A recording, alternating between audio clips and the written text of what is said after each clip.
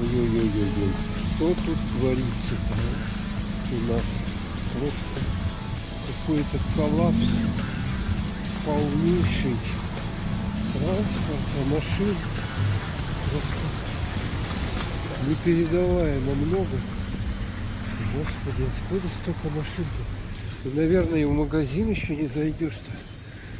Да, вот пришел-то я, когда не надо. Надо было заранее продукты-то покупать.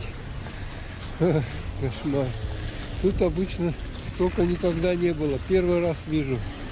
Вот они еще дымят тут все, как паровозы. Глушить нельзя. Вот стоят, дымят. Можно дымком подышать. Вот тут под машиной встать где-нибудь. А так посреди них и нанюхаться по полной программе. Мне вот в этот вот за молочком я хотел. Сейчас посмотрим. Тут все, короче, продают продукты. Все подряд. Вот такая ситуация 30 декабря в Якутске.